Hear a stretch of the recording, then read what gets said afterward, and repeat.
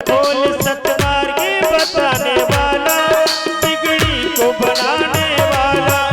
ये मधुर बोल जगमंद खोल सतमार्ग बताने वाला, बिगड़ी को बनाने वाला। ये मधुर बोल सतपंथी खोल सतमार्गी बताने वाला, बिगड़ी को बनाने वाला। श्री राम यही घनश्याम यही राजा, प्रभु की महिमा की आरती, पापियों को पाप से है तारती। श्री भागवत भगवान की है आरती, पापियों को पाप से है तारती। श्री भागवत भगवान की है आरती, पापियों को पाप से है तारती। भागवत भगवान की है आरती, पापियों को पाप से है तारती। ओ पापियों को पाप से है तारती। हाँ कर्पूर गौरव करुणावतारम संसारसारम भुजगेन्द्रहारम सदा वसंतम हृदयार विंदे भव भवानी सजम नमाम। त्वमेव माता जगदा त्वमेव त्वमेव बन्धु सदका त्वमेव त्वमेव विद्या द्रविणं त्वमेव त्वमेव सर्वं मम देव देव, त्वमेव सर्वं मम देव देव त्वमेव सर्वं मम देव देव त्वमेव सर्वं मम देव देव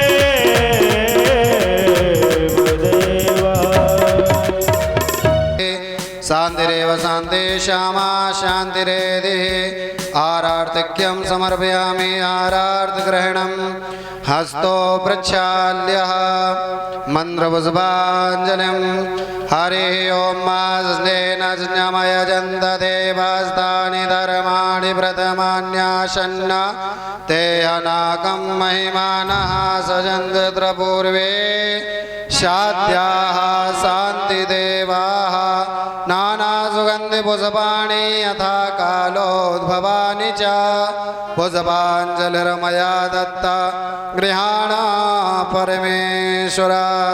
श्रीप्राणपुरुषोत्तमाय नमः श्रीबालकृष्णाय नमः मन्त्रपुष्पाञ्जलिं समर्पयामि।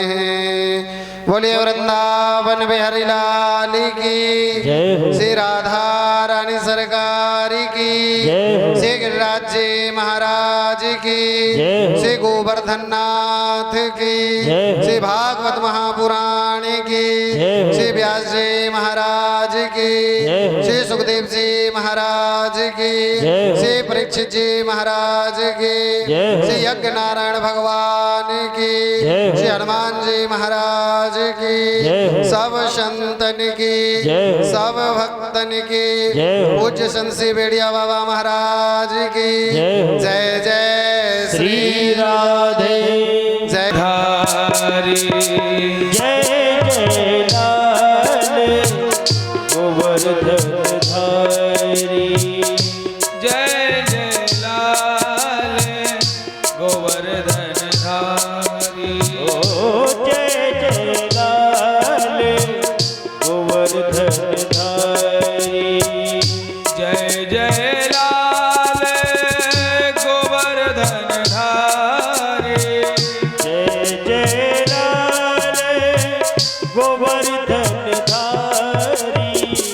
जय जय लाल गोवर्धन धारी। जय जय लाल गोवर्धन धारी। नित्य प्रिया सुख मंगलकारी। ओ नीति प्रिया शुभ मंगलकारी। जय जय लाल गोवर्धन धारी। ओ जय जय लाल गोवर्धन धारी।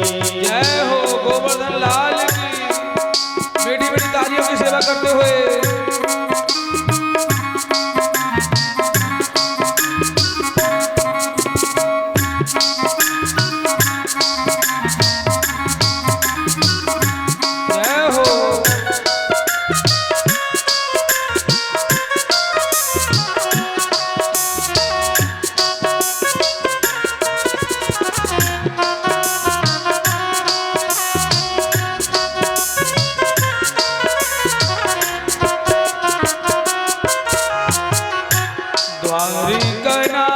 दया कर लीजिए। द्वारिकानाथ दया कर लीजिए। द्वारिकानाथ दया कर लीजिए। द्वारिकानाथ दया कर लीजिए। बेटलनाथ विराजत भाई। ओ विठलनाथ विराजत भाई। जय जय लाल गोवर्धन धारी। ओ जय जय लाल गोवर्धन धारी। जय हो गोवर्धन नाथ की। बेटी बेटी तालियों की सेवा करते हुए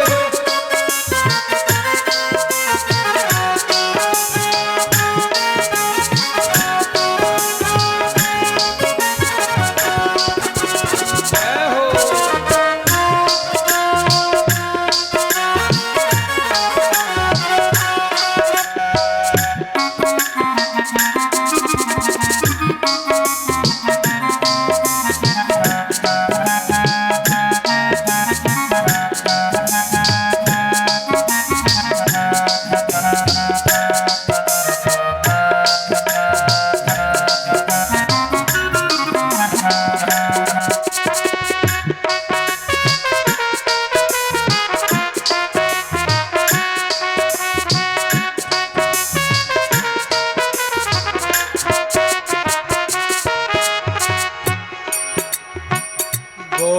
गोकुलनाथ चंद चकोरन। गोकुलनाथ चंद्र चकोरन। गोकुलनाथ चंद चकोरन। गोकुलनाथ चंद्र चकोरन। मदन मोहन जी पे जाओ बलिहारी। मदन मोहन जी पे जाओ बलिहारी। जय जय लाल गोवर्धन धारी। ओ जय जय लाल गोवर्धन धारी। जय जय लाल गोवर्धन धारी। जय जय लाल गोवर्धन। ओ जय जय लाल गोवर्धन धारी। जय जय लाल गोवर्धन धारी। जय जय लाल गोवर्धन धारी। जय जय लाल गोवर्धन धारी। ओ जय जय लाल गोवर्धन धारी। जय जय लाल गोवर्धन धारी। जय जय लाल गोवर्धन धारी। ओ जय जय लाल गोवर्धन धारी। जय जय लाल गोवर्धन धारी। ओ जय जय लाल गोवर्धन धारी। जय जय लाल गोवर्धन धारी। जय जय लाल गोवर्धन धारी। जय जय लाल गोवर्धन धारी। जय जय लाल गोवर्धन धारी।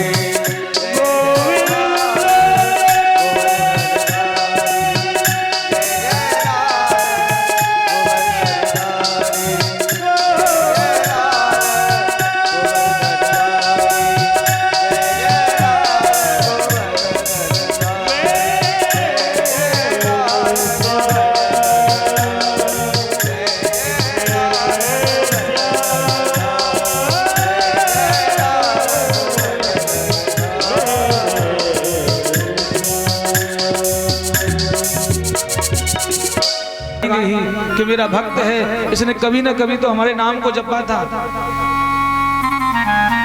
और संसार के लोग क्या करेंगे, अपनी सुनाओगे तो हंसी उड़ा देंगे।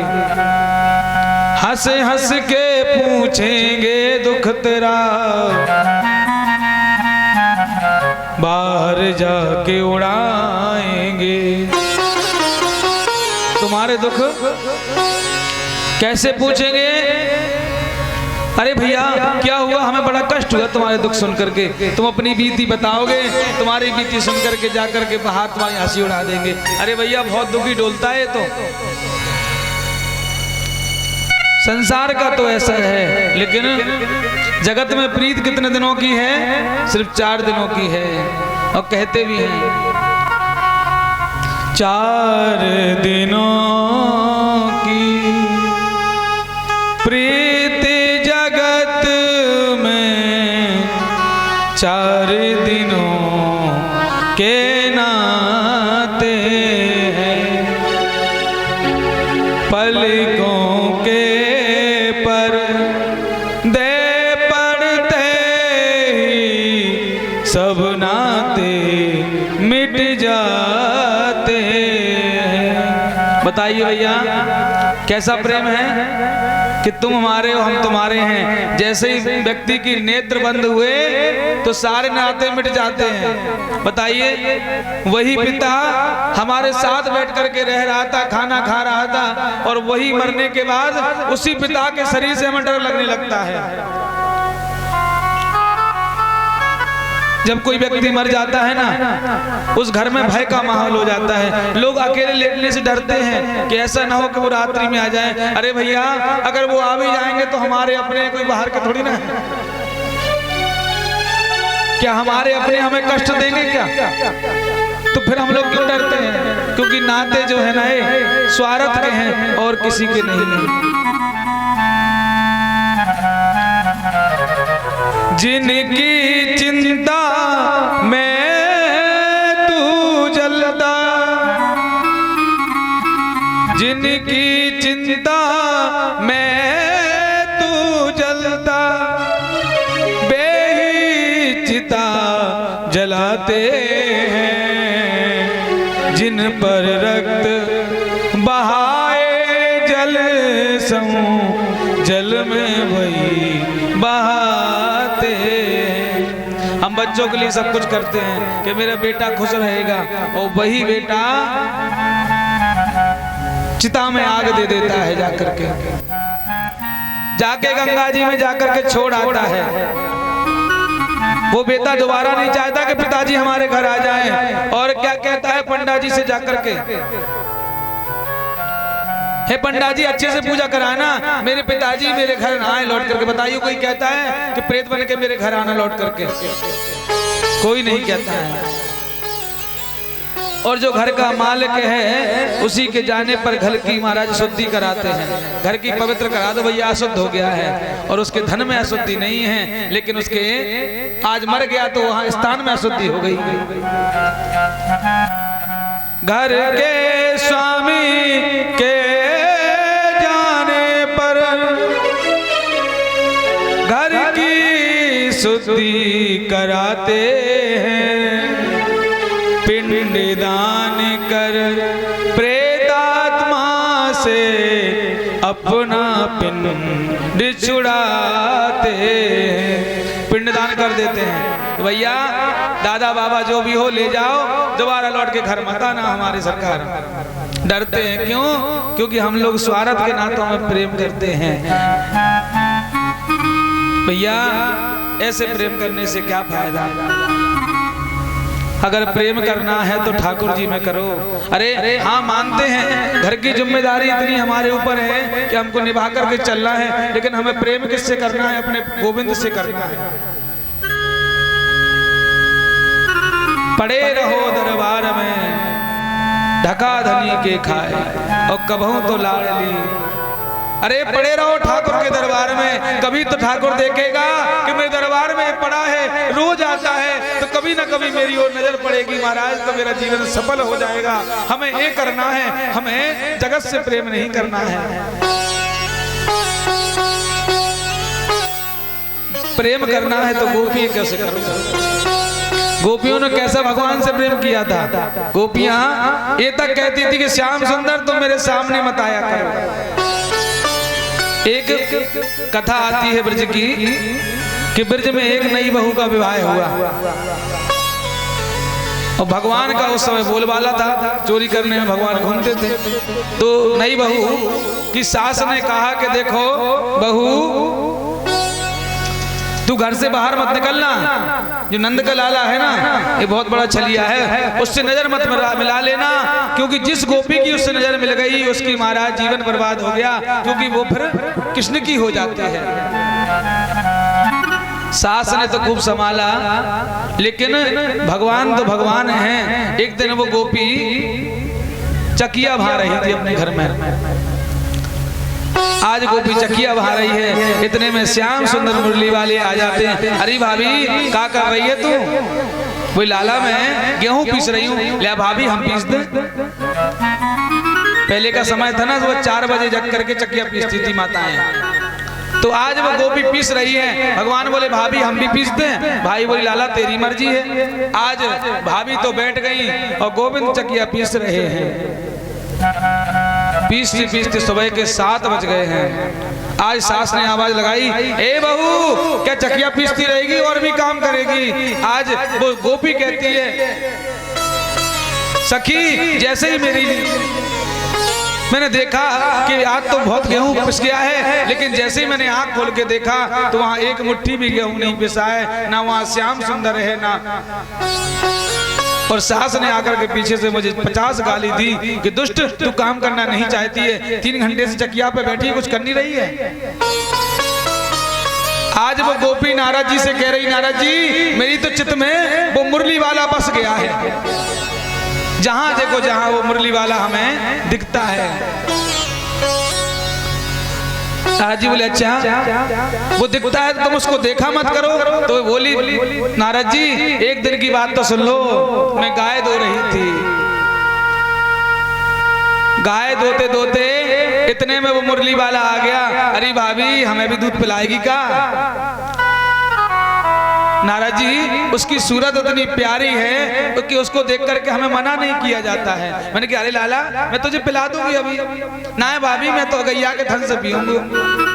और नारद जी मेरी ऐसी मती मारी गई कि मैंने पूरा दूध बाके मुंह में निचोड़ दियो है। और जैसे ही सास ने पीछे से आवाज लगाई, बहू कब पागल है गई है, देख पूरा दूध तूने नीचे फेंक दियो है। अब तो महाराज सास की फिर गाली पड़ी। नारद जी मुझे ऐसा लग रहा हो कि मेरे घर बर्बाद ना है जाए। अच्छा बोले नारद जी एक दिन की बात तो सुन लो, मैं पनघट पे पानी भरने के लिए गई थी और जैसे ही पानी भरा, अब वो घड़ा बड़ा वजनदार था तो मैंने कौन चाय, इतने में श्याम सुंदर आ गए। अरे भाभी मैं वो चाय दूंगा? अरे लाला मैंने की वो चाय दे। आज जैसे ही वो घड़ा उचाया और वहां खाए के श्याम सुंदर वो घड़ा धड़ाम से नीचे गिरा। नारद जी मैं तो परेशान होके आज पनघट पे बैठी हूँ। बताओ नारद जी घर जाऊंगी तो सास की डांट खाऊंगी। नारद जी ये मुरली वाला मेरे चित्त में बस गया है। भगवान चित्त में कैसे बसते हैं? जब प्रेम करो तो भगवान चित्त में बस जाते हैं। और वो गोपी कह रही है, माहिर मेरे ओ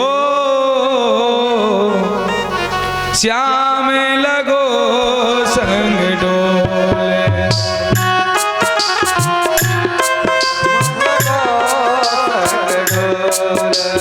माहिर मेरे हो श्याम लगो संग डोले। माहिर मेरे हो श्याम लगो संग डोले।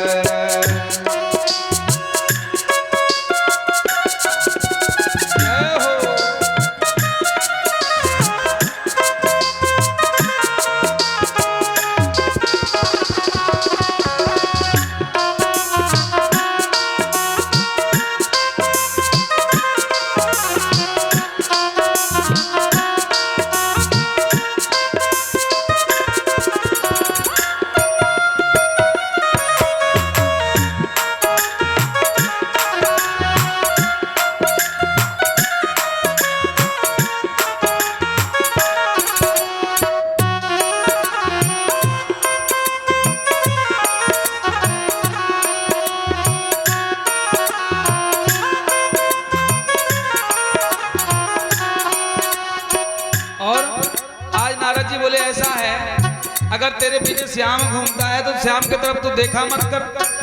जहां वो हो जाए खड़ा होकर होकर वहां मत जाया कर, दूसरी तरफ चली जाया कर। तो गोपी कह रही है जित जाओ ठाड़ो ही पावे, जित जाओ ठाड़ो ही पावे, जित जाओ ठाड़ो ही पावे, जित जाओ ठाड़ो ही पावे, बिना बुलाए बोले, ओ बिना बुलाए बोले, माहिर माही हो श्याम लगो संग डोले। ओ माहिर माहिर हो श्याम लगो संग डोले। जय हो।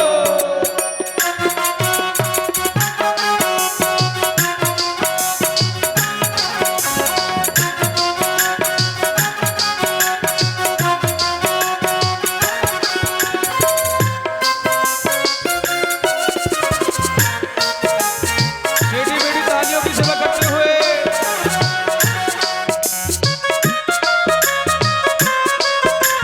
जय हो।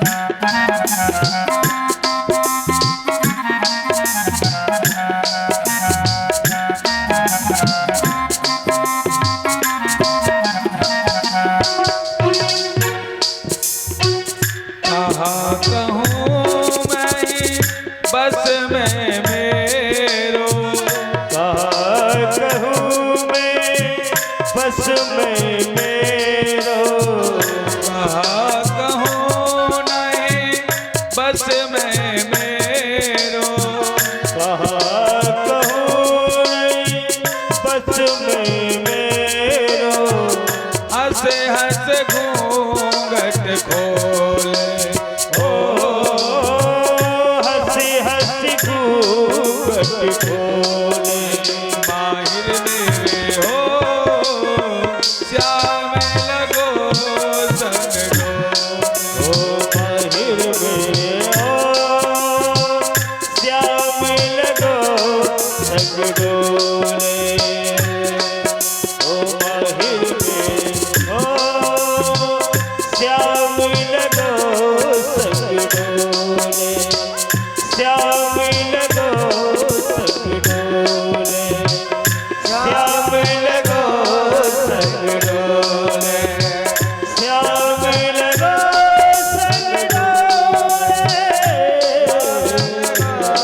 संग डोले।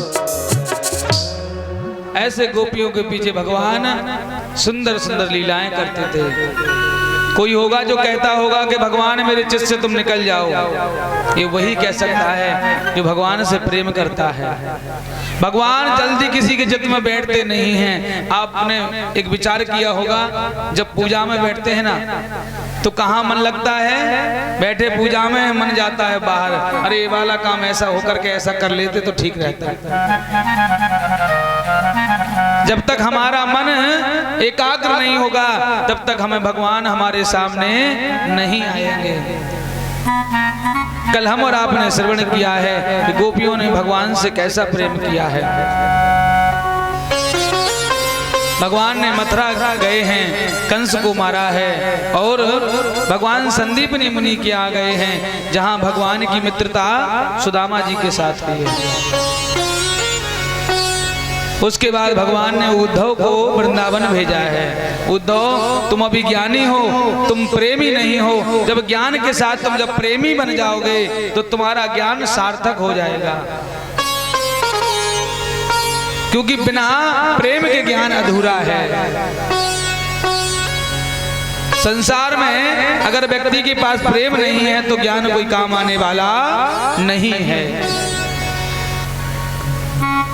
इसके बाद हम और आपने भगवान के प्रथम विवाह का श्रवण किया है कि भगवान का पहला विवाह कैसे हुआ है। सुखदेव जी ने परीक्षित से कहा है कि भगवान का पहला विवाह राक्षस विधि के साथ हुआ था। राक्षस विधि के साथ कैसे कि भगवान ने भगा करके विवाह किया था। तो भगवान का पहला विवाह परीक्षित राक्षस विधि के साथ हुआ था। भीष्मक जी महाराज ने आकर के कन्यादान किया है और सुंदर तरीके से विवाह का कार्य संपन्न कराया है। आज भीष्मक जी रुक्मणी महारानी से मिल करके अपने कुंडलपुर की ओर जा रहे हैं। आज रुक्मणी जी महारानी रो रही हैं क्योंकि जब बेटी की विदा होती है ना तो चाहे कितना भी हृदय आपका मजबूत हो लेकिन वो हृदय वहां अपने आप ही रोने लगता है। आज रुक्मणी जी की विदा हो रही है, गीत गा रहे हैं, रुक्मणी महारानी रोए जा रही हैं। और जब बेटी का विदा होती है ना तो चाहे कितनी भी माँ कैसी भी हो, आज बेटी के हर हर क्षण याद आते हैं माँ को कि आज मेरी बेटी विदा हो रही है। तो आज रुक्मणी महारानी कह रहे हैं, बाबुल कर दो विदा आज तो प्यार से, बाबुल कर दो विदा आज तो प्यार से, बाबुल कर दो विदा आज तो प्यार से, बाबुल कर दो विदा आज तो प्यार से।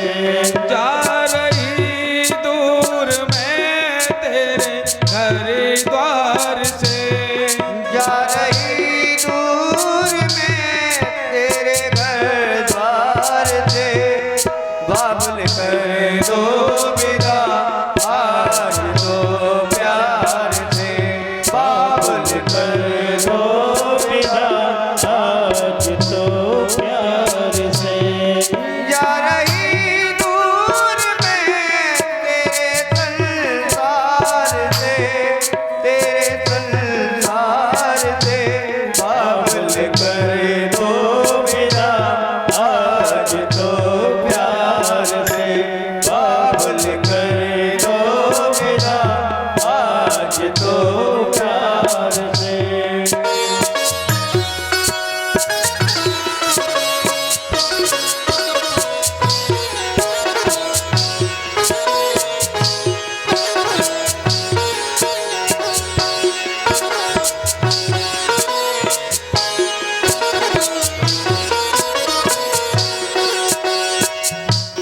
और जब बेटी विदा होती है ना तो बेटी और माँ की कितना झगड़ा होता है, लेकिन वो बेटी रोते रोते कहती, पिताजी आज तो आप सारे गिले शिकवे भुला करके हमें प्रेम से आज विदा कर दो खाली बस। आज उस समय बेटी भी रोती है कि हे पिता आज से मैं पराई हो जाऊंगी, आज से जो घर मेरा था ना अब मेरा नहीं रहेगा। यही कहा जाएगा बेटी तेरा घर तो वहां है यहाँ नहीं है। प्यार से बोल दो अब तो जिद छोड़ दो, प्यार से बोल दो अब तो जिद छोड़ दो, प्यार से बोल दो अब तो जिद छोड़ दो, प्यार से बोल दो अब तो जिद छोड़ दो। तार टूटे नहीं आज तो जोड़ दो, तार टूटे नहीं अब तो यूं जोड़ दो, तार टूटे नहीं अब तो जोड़ दो, तार टूटे नहीं अब तो जोड़ दो। जा रही दूर में तेरे संसार से, जा रही दूर में तेरे संसार से, बाबुल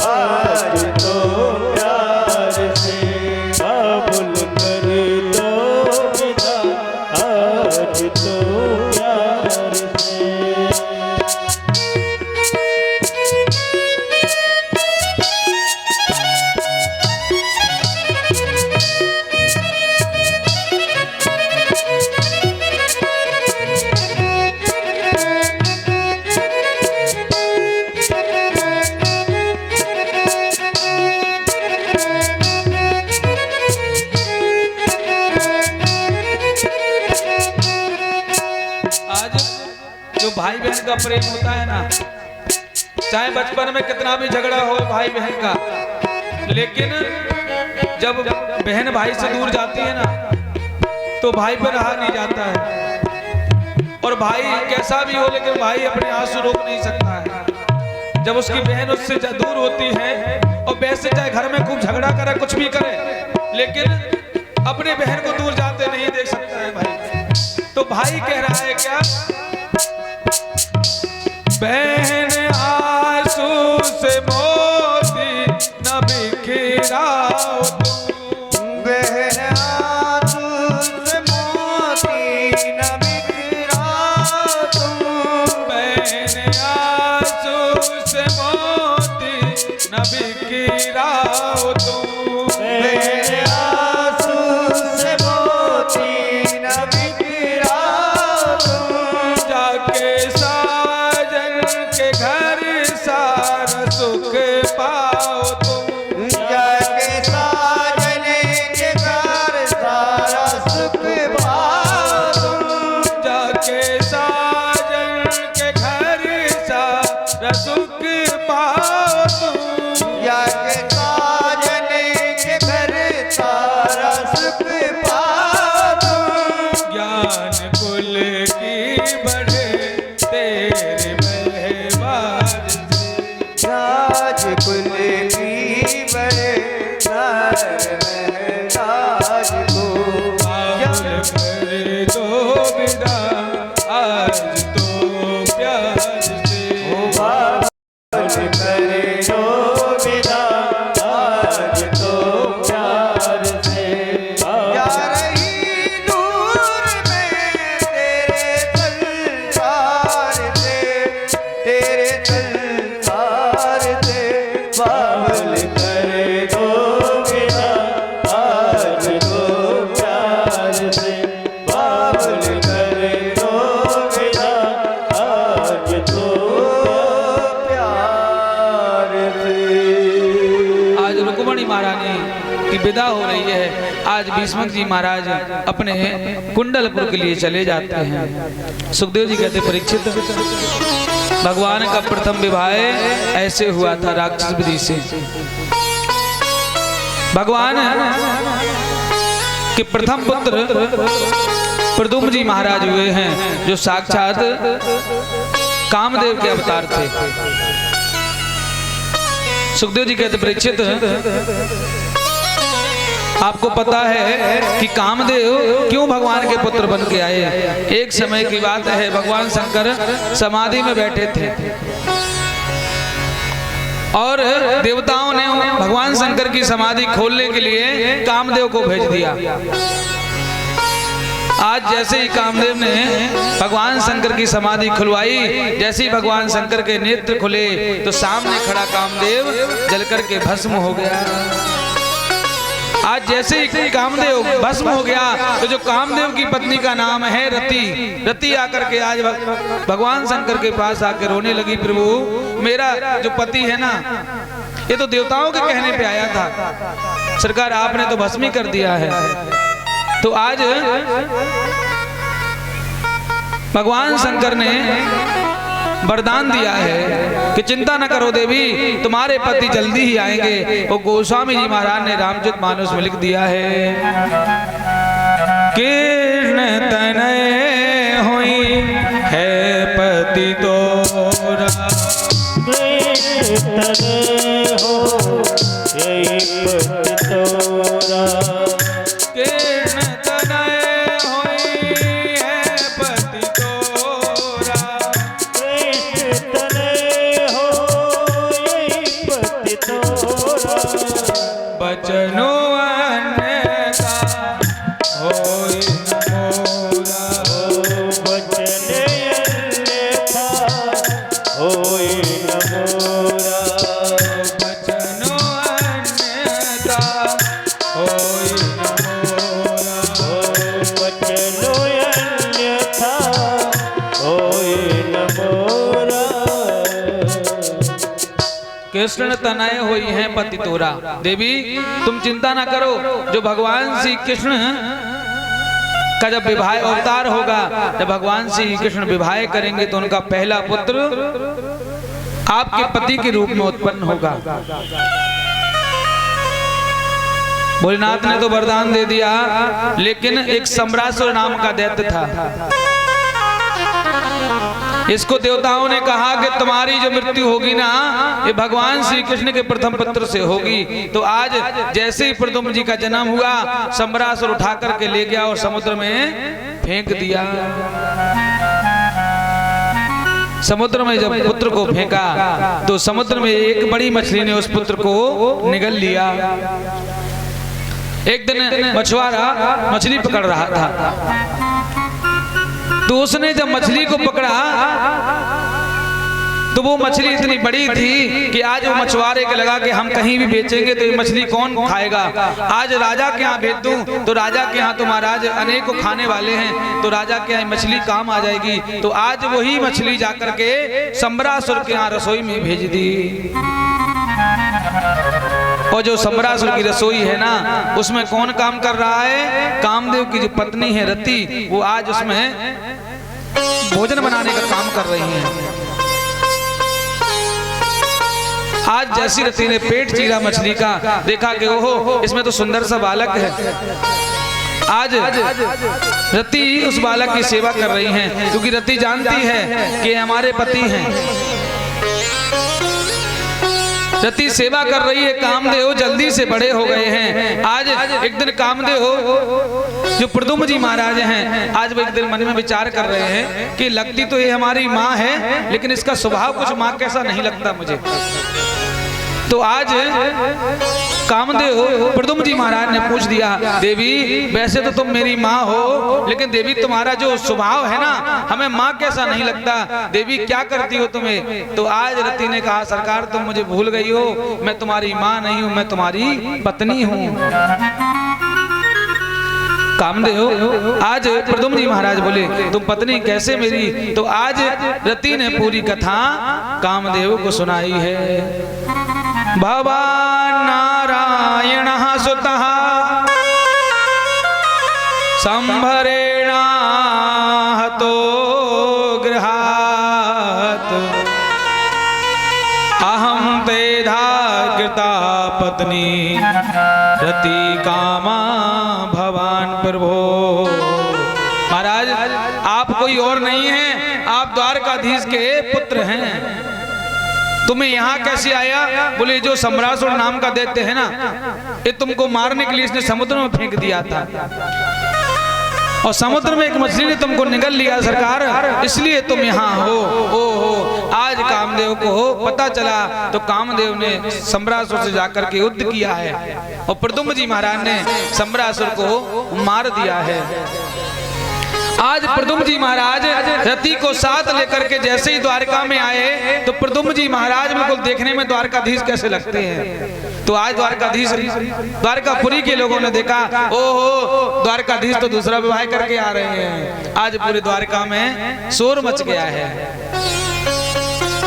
सारे द्वारका वासियों ने घेर लिया है। आज द्वारकाधीश रुक्मणी महारानी को पता चला कौन है, तो आज बाहर देखने आए, तो कहा ओहो ये तो हमारा पुत्र है। आज रुक्मणी महारानी बड़ी प्रसन्न हो गई हैं।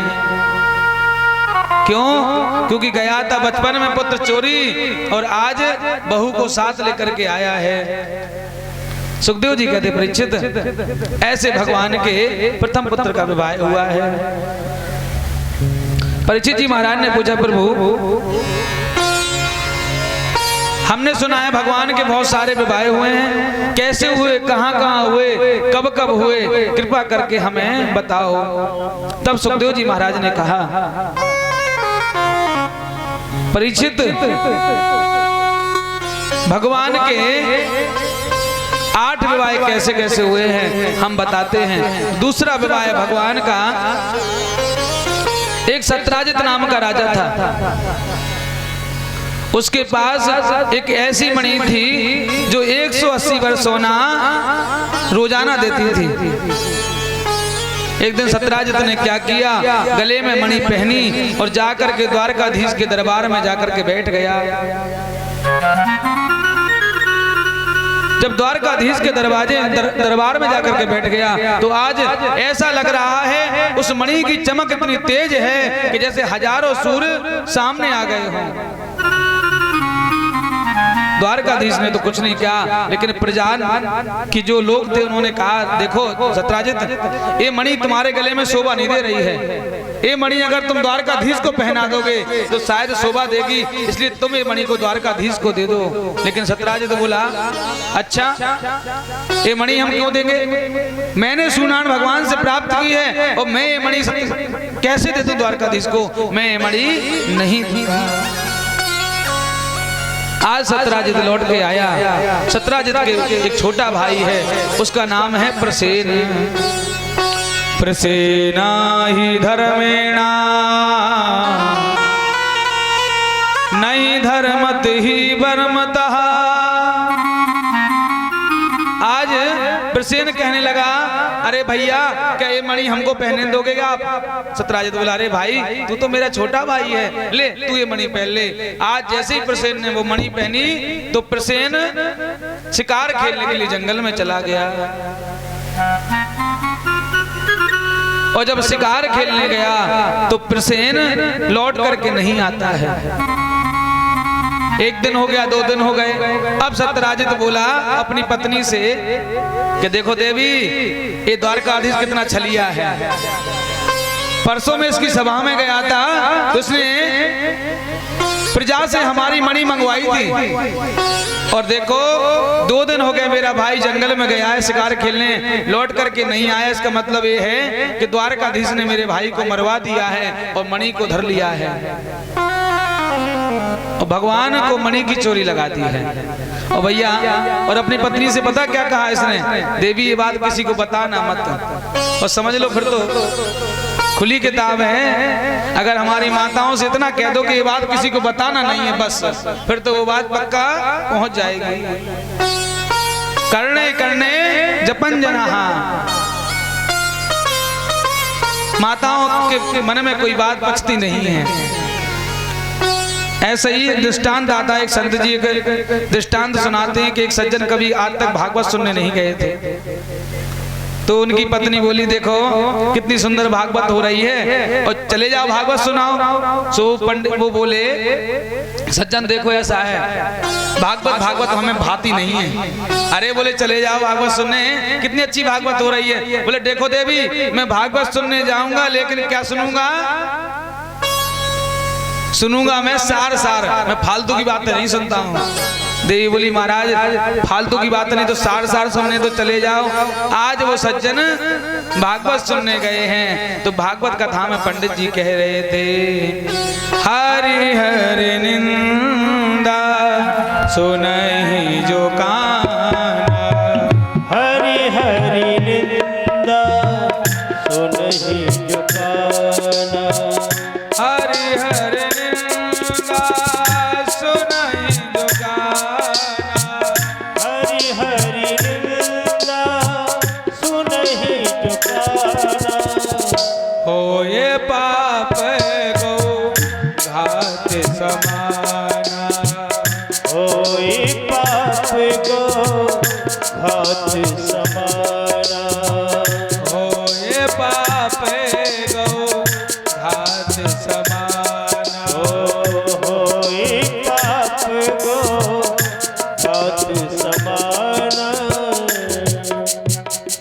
हरिहर निंदा सुनहि जो काना, ओ होए पाप गौ घात समाना।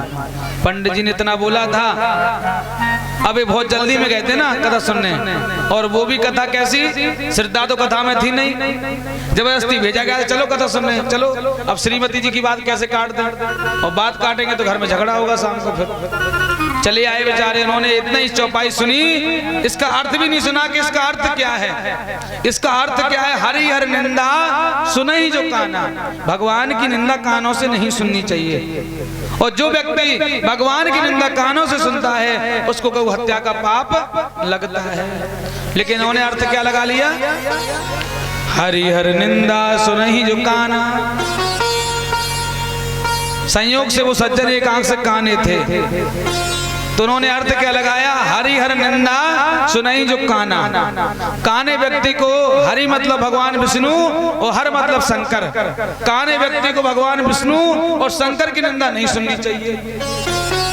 अगर काना व्यक्ति भगवान विष्णु शंकर की निंदा सुनता है तो गौ हत्या का पाप उसको लग जाता है। इतना सुना तो महाराज बस एक छोड़ करके सीधे घर भाग गए। वो बोली, उसकी उनकी पत्नी बोली, क्यों सुनाए कथा? बोले देखो पंडितों का काम क्या है, फालतू का बोलना। अपन तो सार सुन के आ गए। चलो महाराज सार सुने आए, बोले सुनाए, लेकिन देवी आज पंडित जी ने एक बात बताई थी कि भगवान विष्णु और शंकर की निंदा काने व्यक्ति को नहीं सुननी चाहिए। और देवी देखो तुम्हारी सहेली बहुत बैठने घर में आती हैं, उन सहेलियों से कह देना कि गलती से भी भगवान शंकर और विष्णु की निंदा मत कर देना। अगर तुमने निंदा कर दी तो मुझे गौ हत्या का पाप लगेगा, तो मैं तुमको फिर तुमको मैं मारूंगा। पत्नी बोली सरकार हम तो काहे को निंदा करेंगे, अरे हम तो अपनी सहेलियों से भी मना कर देंगे। कहा देवी सहेलियों से मना मत करना, लेकिन सहेलियों को बताना मत तुम। और जब मना किया उन्होंने तो कहा माता जी के मन में बात पचती है। उनकी सहेली मिलने आई, बोले देखो बहन तो हमारे घर में खूब आती हो, देखो हमारे पति काने हैं, इनको गौ हत्या का पाप लगेगा अगर भगवान शंकर विष्णु की तुमने निंदा कर दी तो। बहन किसी को बताना मत। अरे बोले बिल्कुल नहीं बताऊंगी। धीरे धीरे माताओं के, एक माता से दूसरी माता के कान में, तीसरी माता के, पूरे गांव में बात फैल गई। अब तो वो बेचारे जिस रास्ते से निकले वही रास्ते में बच्चे कहें अरे भगवान शंकर भगेड़ी हैं, अरे भगवान विष्णु तो बड़े छलिया हैं। अब बेचारे कान में उंगली डाले घूमे, किसी रास्ते से निकल ही नहीं पाए। और कुछ गांव में ऐसे भी लोग होते ना, बड़े लोग जो बच्चों से कहते सुनो तुम तो खूब कहना और मैं मना करूंगा लेकिन तुम मानना मत, कहना तुम तो बस। एक दिन बेचारे चारा लेके आ रहे थे अपनी गाय के लिए। आज बच्चे बोले भैया आज तो गठरी सर पे है, अब तो कुछ बोल भी नहीं पाएगा, अब भगवान विष्णु शंकर की खूब बुराई कर लो। अब तो पीछे पड़ गए, अरे भगवान शंकर वो ऐसे हैं, अरे भगवान विष्णु ऐसे हैं। अब वो मना करे भैया मुझे पाप लग रहा है गौ हत्या का, भैया मुझे गौ हत्या का पाप लग रहा है। लेकिन किसी ने नहीं सुना, उसने गठरी फेंकी दूर और जाकर के एक बालक के नाक कान काट लिए। और जब नाक कान काटे महाराज तो थाने में रिपोर्ट हो गई है। अब थाने में बात नहीं निपटी तो केस चल रहा है कोर्ट में। आज जज ने कहा क्यों तुमने नाक कान इसके क्यों काटे हैं? बोले सरकार मैंने प्रमाण से काटे हैं। बोले कैसे? तो बोले हरिहर निंदा सुनहि जो काना, ओहो ये पाप गौ घात समाना। बोले सरकार मैंने मना किया था कि हरि भगवान और शंकर की निंदा मेरे सामने मत करो, लेकिन ये नहीं माने तो मैंने इनके नाक कान काट लिए। तो बोले नाक कान ही क्यों काटे? तो इसने एक चौपाई और सुना दी, जिस चौपाई का इसने अर्थ नहीं सुना था, अपने मन से अर्थ कर लिया था। काट सिदसन नासिका काना, काट सिदसन नासिका काना, गरज आकाश चलूं तही जाना।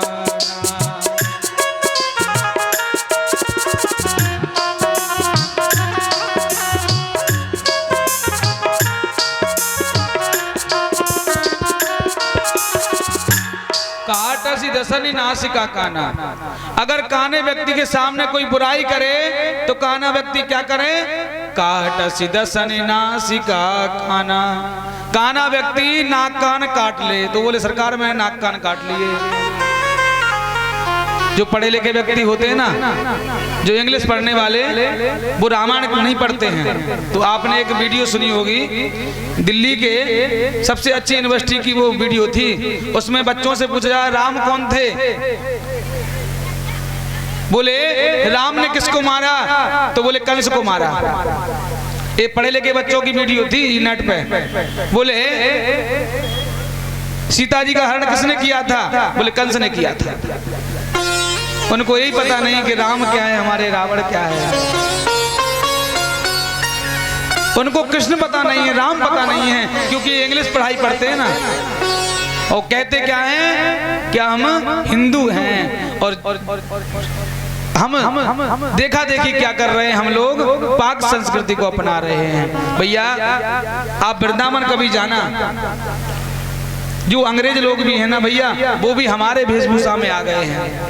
वो धोती कुर्ता पहनते हैं, उनकी स्त्रियां हैं महाराज, बच्चे हैं तिलक लगाते हैं और धोती पहनते हैं महाराज। जो बच्चियां हैं वो सलवार सूट पहनती हैं, साड़ी पहनती हैं, लेकिन वो हमारी संस्कृति अपना रहे हैं। वो हमारी बहन बेटी उनकी संस्कृति अपना के जा रही हैं।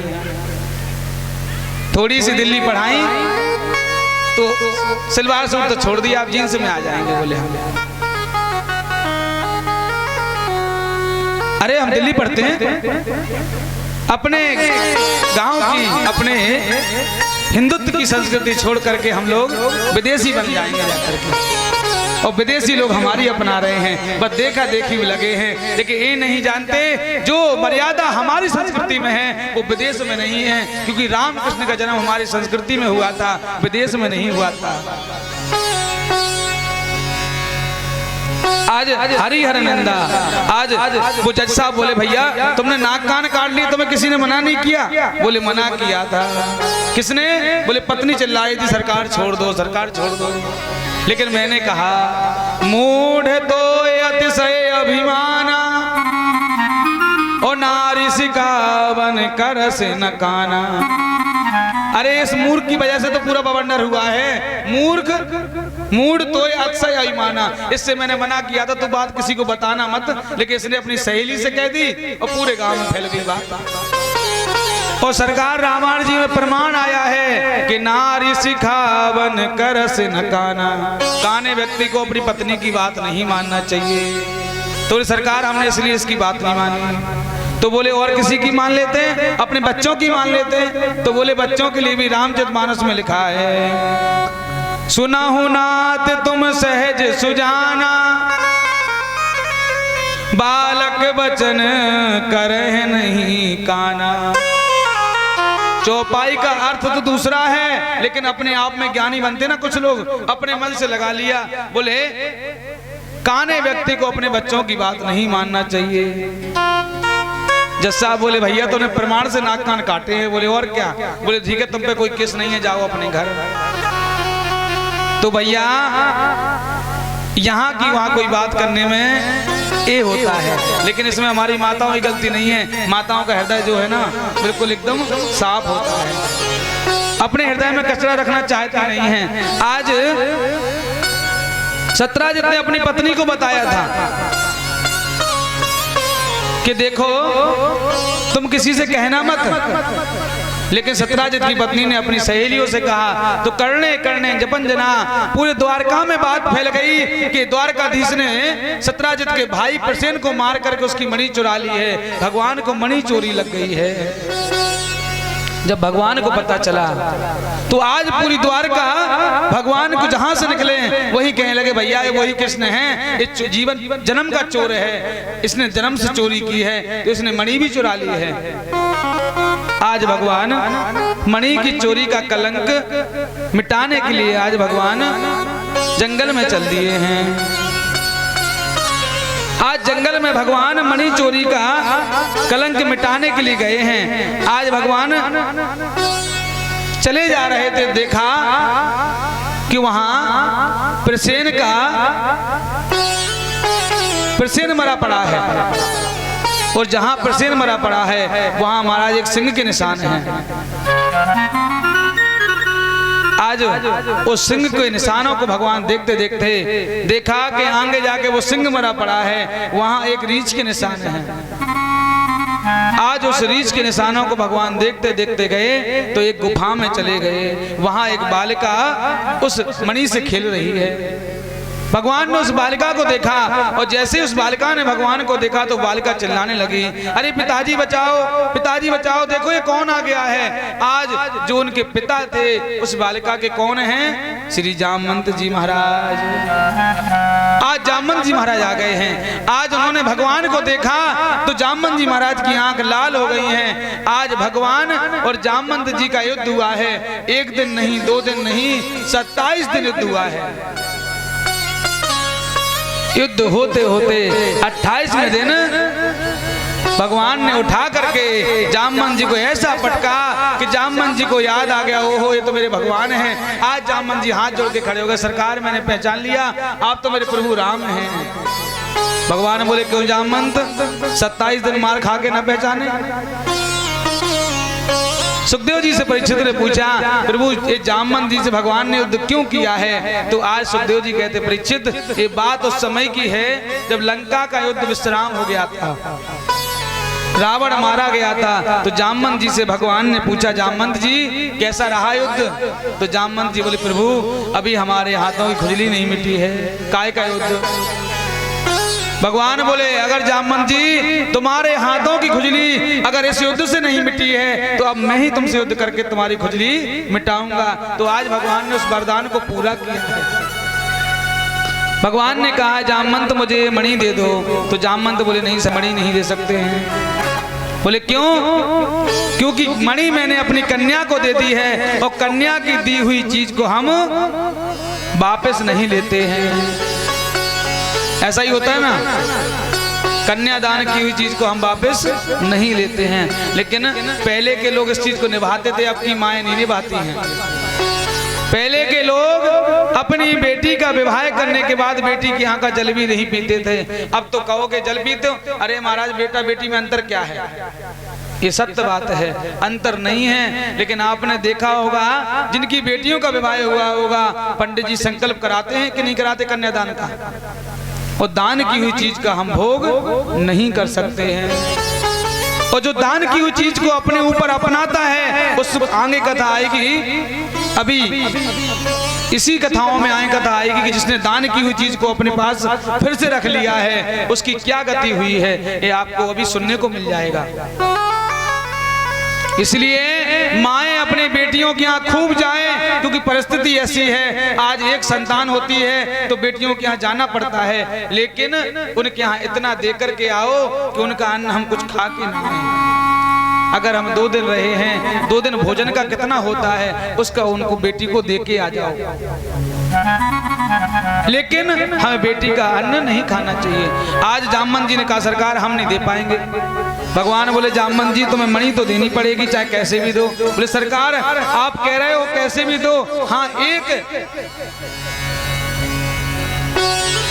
रास्ता जरूर है, हम अपनी मणि को दे सकते हैं। बोले कैसे? आप हमारी बेटी से विवाह कर लो और विवाह करने के बाद तुम्हें दहेज में हमें मणि दे देंगे। तो आज भगवान का दूसरा विवाह जामवंत जी की पुत्री जामवती के साथ हुआ है। भगवान जामवती को साथ लेकर के आते हैं और सत्राजित की मणि सत्राजित को दे देते हैं।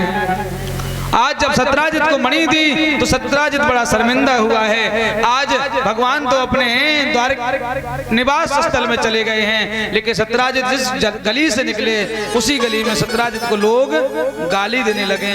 बोले भैया ये वही है जिसने भगवान को चोरी लगाई थी। सत्राजित तो परेशान आज भगवान के पास आकर के बोला, प्रभु या तो मैं मर जाऊंगा या फिर आप कोई उपाय ढूंढो। बोले क्या? बोले जिस गली से निकलता हूं उसी गली में सभी मुझे गाली देते हैं। भगवान बोले तो मैं क्या करूं, तुमने ऐसा काम ही किया है। बोले सरकार ऐसा करो तुम मेरे रिश्तेदार बन जाओ। बोले क्यों? बोले तुम मेरी बेटी सत्यभामा के साथ विवाह कर लो,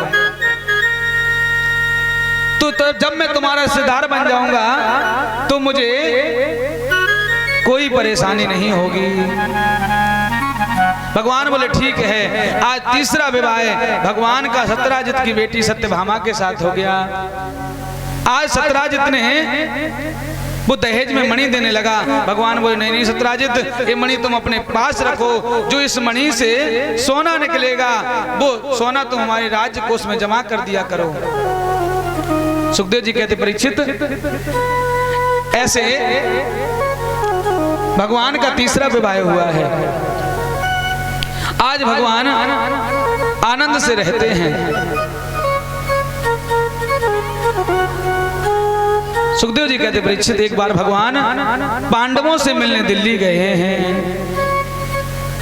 इंद्रप्रस्थस्य नगनस्य नहि धर्मतिः वर्मतः देहि में पुनरास्ताब्दी नहीं नंद सिंह धर्मतः। आज जैसे ही भगवान दिल्ली गए हैं, आज पांडवों से मिले हैं भगवान, इसके बाद भगवान आज यमुना पुलन पे अर्जुन के साथ पधारे हैं। जब अर्जुन के साथ भगवान यमुना पुलन पर आए हैं तो भगवान ने देखा कि एक देवी नेत्र बंद करके तपस्या कर रही हैं। भगवान ने कहा अर्जुन इस देवी से पूछ के आओ कि किसकी तपस्या कर रही है। तो आज अर्जुन ने जाकर के उस देवी से पूछा कि देवी तुम कौन हो, किसका भजन कर रही हो। तो आज वो देवी अपना परिचय दे रही है। अहम देवस्य सवितुर दुहिता पतिमिच्छति विष्णु वरेण्यं वरदं तपः परमो मासितः। महाराज मैं सविता सूर की पुत्री कालिंदी हूँ। अच्छा तुम क्या कर रही हो? बोले मैं द्वारकाधीश को पति के रूप में वर्ण करने के लिए तपस्या कर रही हूँ। अच्छा तुम द्वारकाधीश के लिए तपस्या कर रही हो? बोले हाँ हाँ मैं द्वारकाधीश के लिए तपस्या कर रही हूँ। तो आज अर्जुन आए और द्वारकाधीश से कहने लगे सरकार तुम्हारे गुरु बड़े उच्च के हैं। बोले क्यों? बोले देवी जी तुम्हारे लिए तपस्या कर रही हैं। ओहो इतना कहा महाराज। तो भगवान बोले ऐसा है उन देवी से कह दो कि द्वारकाधीश आ गए हैं, जल्दी विवाह कर लो। आज भगवान का चौथा विवाह कालिंदी के साथ हुआ है। और देवी कहती भी हैं कि सरकार इतनी कृपा हम पर तुम बनाए रखना। और कहना भी चाहिए क्या? इतनी कृपा साबरे बनाए रखना। राजा ने एक शर्त रखी थी जो सातों बैलों को एक साथ नाथ देगा मैं अपनी बेटी का विवाह उन्हीं के साथ करूंगा। आज सारे राजा जाते हैं लेकिन सातों बैलों को नहीं नाथ पा रहे हैं। तो द्वारकाधीश जाकर के उन सातों रूप रख करके सातों बैलों को एक साथ नाच देते हैं। तो भगवान का छठवां विवाह सत्या देवी के साथ होता है। सातवां विवाह वसुदेव जी की छोटी बहन है जिनका नाम है सुतकीर्ति। वैसे भगवान के वो रिश्ते में बुआ लगी हैं लेकिन सुतकीर्ति बुआ लगी हैं लेकिन उनकी बेटी का नाम है भद्रा। भगवान ने भद्रा के साथ सातवां विवाह किया है।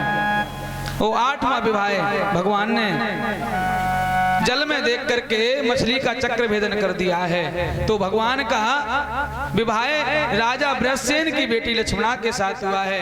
ये हुए भगवान के 8 विवाह। परीक्षित ने पूछा प्रभु भगवान के 16,100 विवाह कैसे हो गए हैं? क्योंकि हमने सुना है भगवान के 16,108 विवाह हुए थे। तो बोले भगवान के 16,100 विवाह हुए हैं वो एक मुहूर्त में एक समय में एक साथ हुए हैं। बोले प्रभु हमें उनकी कथा सुननी है। तो आज कथा श्रवण करा रहे हैं कि एक नरकासुर नाम का राजा है। उसका दूसरा नाम भौमासुर भी है क्योंकि वो भूमि से उत्पन्न हुआ था। उसने एक प्रतिज्ञा की है कि मैं 20,000 कन्याओं के साथ विवाह करूंगा। आज जिस देश में जाता है उसी देश के राजा को हरा लेता है, वो उनकी कन्या को लेकर के अपने बंदी गृह में डाल देता है। कई जगह उसने किया, ऐसे ऐसे करके उसने 16,100 कन्याओं का हरण करके बंदी गृह में डाल दिया था। नारद जी ने बताया भगवान को प्रभु देखो वो कन्याएं बड़े कष्ट में हैं, जाकर के उनकी रक्षा करो। आज भगवान युद्ध करने के लिए चल देते हैं और जैसे ही भगवान युद्ध करने के लिए गए हैं तो नरकासुर को पता चला कि भगवान विष्णु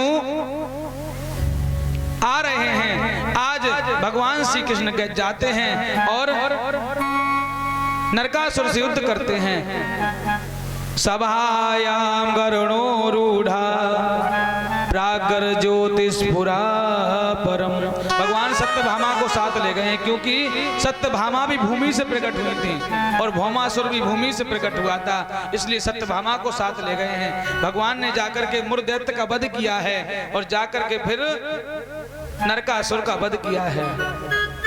वध करने के बाद भगवान ने कन्याओं को बंदी गृह से बाहर निकाला और कहा कि देवी अब अपने अपने घर जाओ। आज वो सारी कन्याएं रोती हुई बोली सरकार हम कहाँ जाएं? बोले अपने घर, तुम्हारा घर नहीं है? बोले घर तो खूब हैं, लेकिन आपको पता है कोई कन्या अगर एक रात्रि भी अपने घर से बाहर रहती है तो उसके मस्तक पर काला टीका लग जाता है,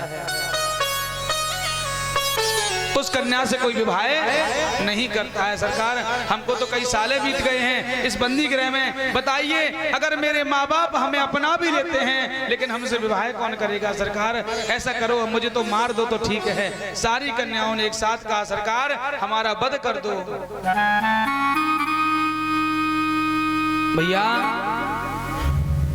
संसार में प्रायः देखने को मिलता है कि बेटी कहती है अपने पिता से कि पापा तुम भैया को ज्यादा प्रेम करते हो, हमको नहीं करते हो।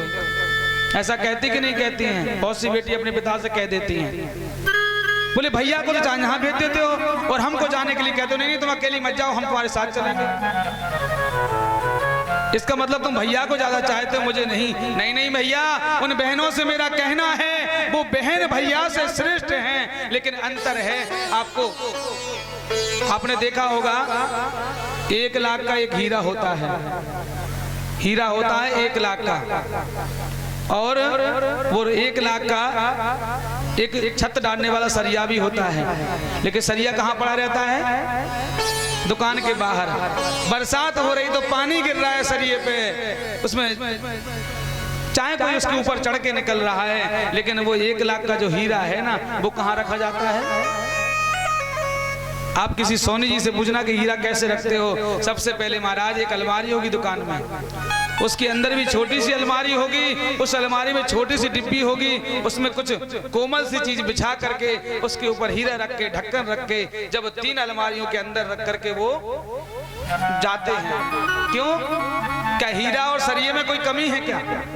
दोनों एक पैसे से आई हुए हैं, लेकिन नहीं, जो हमारी बेटी है ना वो एक हीरा है। अगर हीरे में थोड़ा सा भी निशान लग जाता है तो वो हीरा बेकार हो जाता है।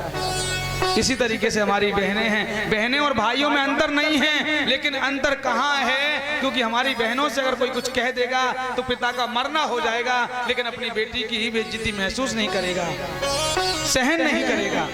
और बेटे से तो कोई एक बार कुछ कह भी दे तो कोई बात नहीं, ये तो बेटा है, ठीक है। तो बहनों को भी ये नहीं समझना चाहिए कि मेरे पिताजी मुझे कम मानते हैं। नहीं नहीं, तुम भाइयों से श्रेष्ठ हो, इसीलिए तो तुमको संभाल के रखा जाता है। आज वो कन्याएं रोने लगी हैं, सरकार मेरा उद्धार कैसे होगा?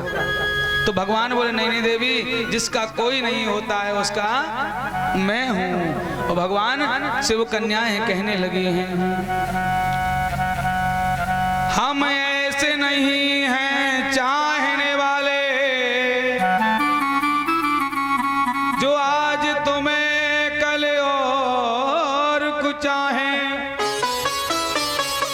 फेंक दो आँख निकाल के वो जो दूसरी ओर निगाहें मिलाएं। लाख मिले तुमसे बढ़कर पर तुम्ही को ही चाहे तुम्ही को रिझाए। हो जब तक श्वास रहे तन में तब तक प्रेम गुना तो निभाए। तब तक गोविंद हम प्रेम का नाता निभाएंगे। आज सारी वो जो कन्याएं हैं वो रोते हुए कहने लगी सरकार मेरा या तो वध कर दो या सरकार अपने चरणों में हमें जगह दे दो। भगवान बोले देवी चिंता ना करो, जिसका कोई नहीं होता उसका मैं हूँ। आज भगवान ने 16,100 कन्याओं के साथ एक मुहूर्त में एक साथ महाराज विवाह किया है। परीक्षित भगवान के 16,108 विवाह हो गए हैं। ऐसे भगवान ने 16,108 विवाह किए हैं और भगवान आनंद से अपने परिवार में रह रहे हैं। भगवान ऐसे परिवार में रहते हैं, कभी परिवार में झगड़ा नहीं होता है। पागल बना दिया हमें, मस्ताना बना दिया, पागल बना दिया हमें, मस्ताना बना दिया। हो सावरिया, जय हो, हो सावरिया, जय हो, हो सावरिया तेरी याद ने दीवाना बना दिया। दीवाना बना दिया हमें, मस्ताना बना दिया, दीवाना बना दिया हमें, मस्ताना बना दिया। ओ सावरिया, ओ सावरिया तेरी याद जय हो, दीवाना बना दिया, सावरिया तेरी याद दीवाना बना दिया। जय हो। बड़ी बड़ी तालियों की सेवा करते हुए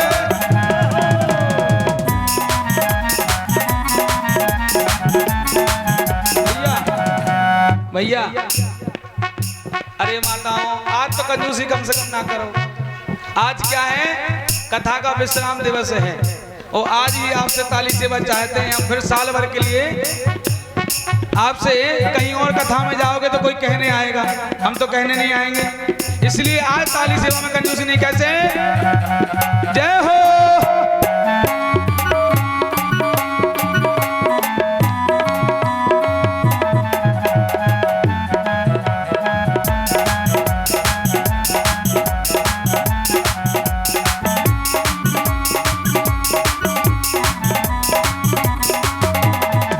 जय हो।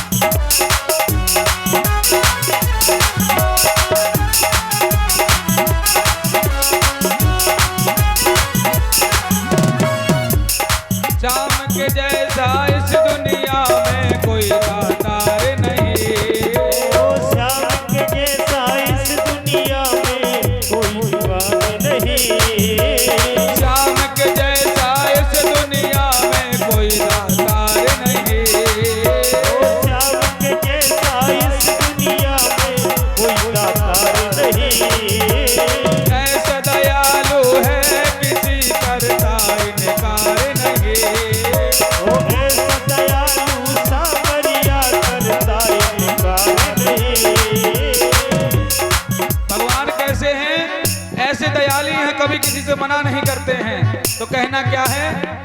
कृष्णा का जीवन तूने बना दिया। ओ भगवानी तेरी यारी ने दीवाना बना दिया, दीवाना बना दिया, हमें मस्ताना बना दिया। ओ दीवाना बना दिया, हमें मस्ताना बना दिया। सावरिया सावरिया सावरिया तेरी यारी दीवाना बना दिया। ओ सावरिया तेरी यारी ने दीवाना बना दिया, सावरिया तेरी यारी ने दीवाना बना दिया। ओ सावरिया तेरी यारी ने दीवाना बना दिया, सावरिया तेरी यारी ने दीवाना बना दिया, दीवाना बना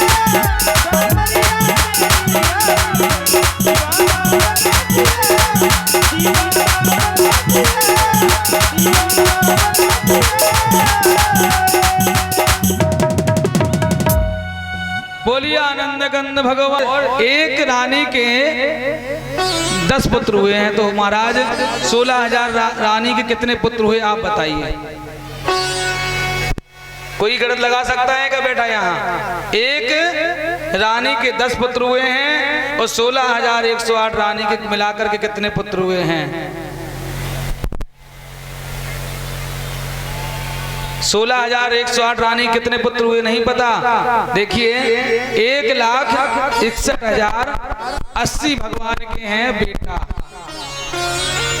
और 16,108 हैं बेटियां।